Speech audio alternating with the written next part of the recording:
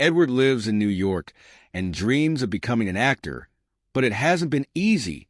He has a condition called neurofibromatosis, which makes his appearance unique. So far, his only acting job was a small role in an educational video about stopping bullying. Unfortunately, the director criticized his performance, and Edward left feeling defeated. On the subway ride home, Edward notices people staring at him, which makes him feel even worse. Then something surprising happens. A man hands Edward a business card and says he's looking for people with unusual looks for a film. Strangely, the man doesn't seem to notice Edward's disfigured face. When Edward gets home, he sees a new neighbor moving into the apartment next door. She's a beautiful young woman named Ingrid. As he starts his chores, there's a knock at the door. Surprised, Edward accidentally cuts his finger. Ingrid, seeing the blood, quickly grabs a first aid kit and helps him. She's confident and talkative, the opposite of shy Edward. Ingrid notices a photo of a young woman with a boy and asks about it. Edward says it's his mother. She realizes his condition wasn't something he was born with. When she spots a typewriter, she assumes he's a writer. Edward denies it, saying he found the typewriter on the street. But Ingrid reads a few lines he wrote and is impressed. She reveals she's a playwright and suggests they could work together since Edward is an actor. The next day, Edward visits his doctor, who warns that the tumors might soon affect his vision. The doctor offers him the chance to try an experimental drug that could cure his condition, though it's risky and unproven. When Edward returns home, he finds his door freshly painted. He figures out it was Ingrid's doing because there's a trail of paint leading to her apartment. Inside, things get worse. The hole in his ceiling has grown, and water is dripping more. He decides to give Ingrid his typewriter as a housewarming gift, but when he brings it over, her boyfriend arrives, and Edward awkwardly leaves. The next day, Edward auditions for a role, pouring his heart into the performance, but the producers aren't impressed.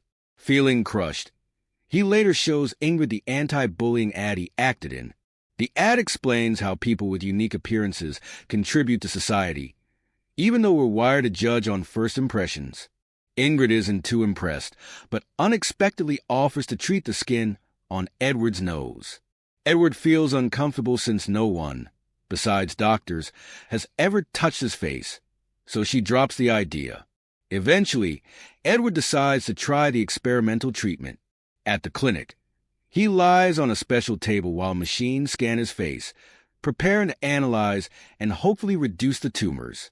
Edward undergoes the experimental treatment, where a new drug is injected under his skin to track his progress. The doctors make a mold of his face and give him a journal to log any changes. Noticing his bandaged finger, the doctor redresses the wound before Edward heads home. On the way, he watches happy couples strolling by and pauses to stare at a new statue of Lincoln. Oddly, as he walks away, the statue seems to come to life. That evening, Edward finds a gift bag outside his door. Inside are laundry detergent, face cream, candies, and a thank you note from Ingrid. He settles on his couch, opens the candy, but suddenly starts coughing. Removing the wet bandage from his hand, he is shocked to see that his finger has completely healed. Just then, a chunk of his ceiling collapses, and a dead rat falls into the bucket below. Later that night, loud knocking wakes Edward. Rescuers arrive to retrieve his neighbor's body. He's tragically passed away. Moved, Edward adopts the man's cat and watches from the window as they carry the body away. The next day, Edward has dinner with Ingrid at a cafe.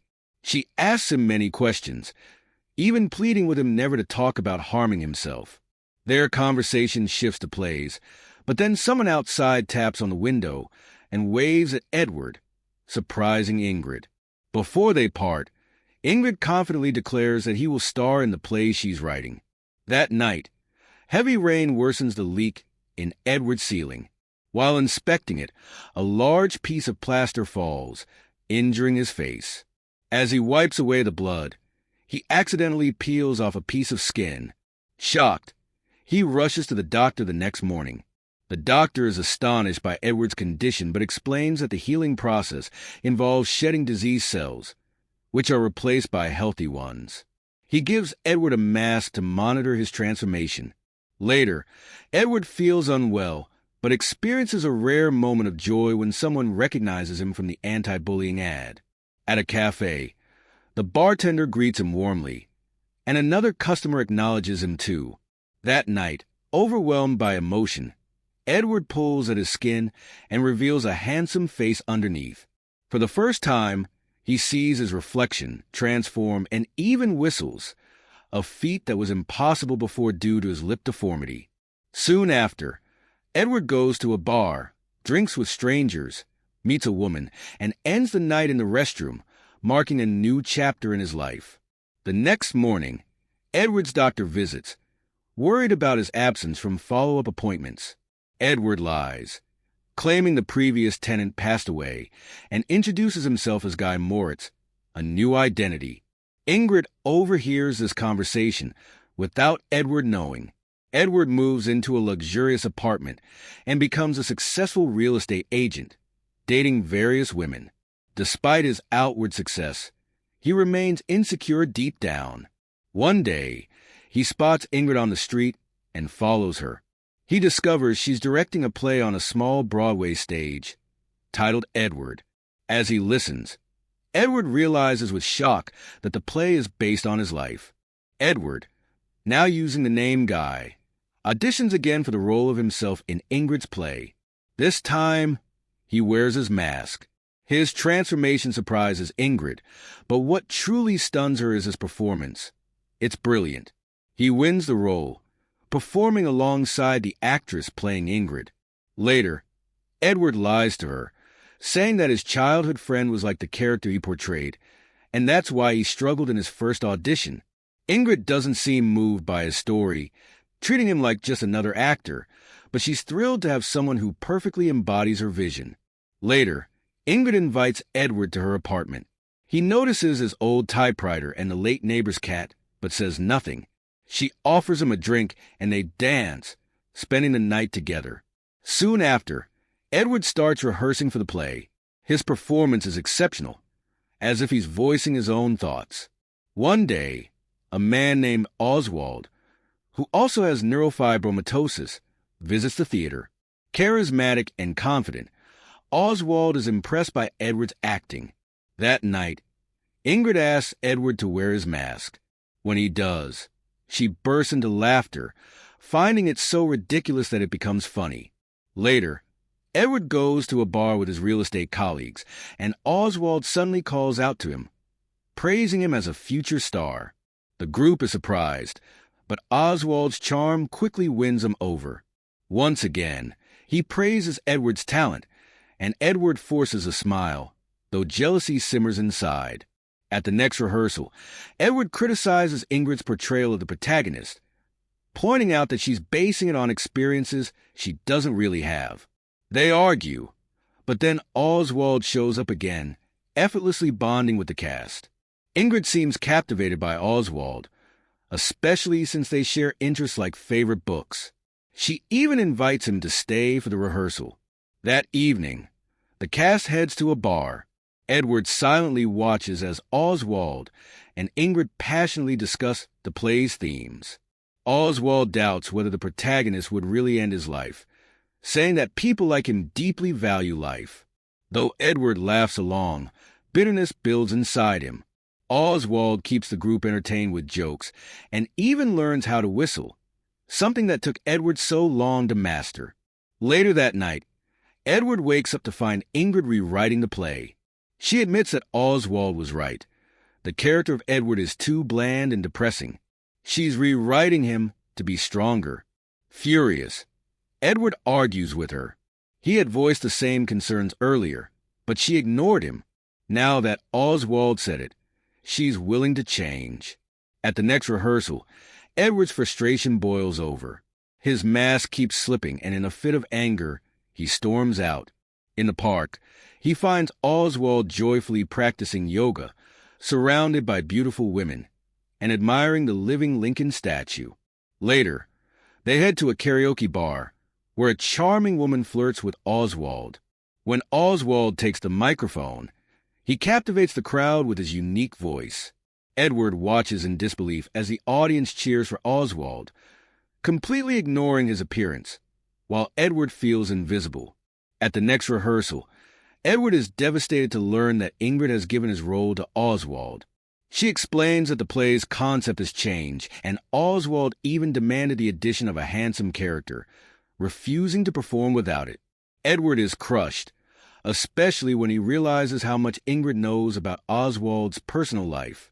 He argues that the audience will never believe such a transformation by the end of the play, but Ingrid dismisses him, saying it doesn't matter because the heroine sees the protagonist through the eyes of love.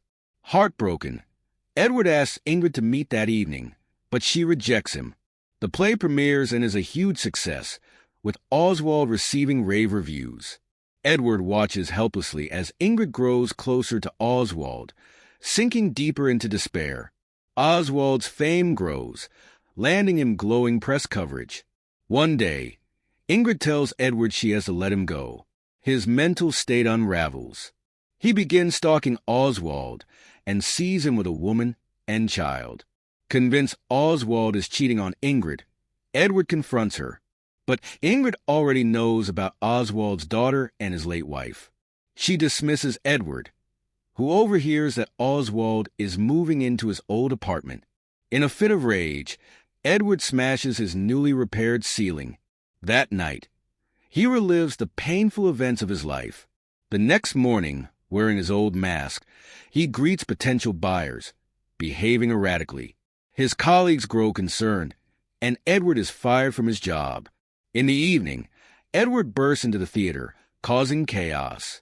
He attacks Oswald on stage, and during the struggle, part of the set collapses, severely injuring Edward's arms and legs. During his recovery, Edward moves back into his old apartment. Ingrid now lives next door with Oswald, and they're planning a film adaptation of Edward with a famous director. Edward is passive, barely reacting to the news. He spends his days watching Oswald live a vibrant life, playing the saxophone, exercising, and enjoying time with Ingrid, who is now pregnant and glowing with happiness. One day, Edward's physiotherapist makes a disdainful comment about people like Oswald. Enraged, Edward stabs him and ends up in prison. Years later, Edward encounters Oswald and Ingrid again. The play is still successful on Broadway, though Oswald has retired. The film adaptation was never made, much to Ingrid's relief. The couple is happy, preparing to move to Canada to join an artist community. Their children are grown now. As they sit at a cafe, a waiter approaches to take their order. Edward struggles to decide. Oswald, ever confident, orders for him, joking, "You haven't changed a bit." And that's where the movie ends.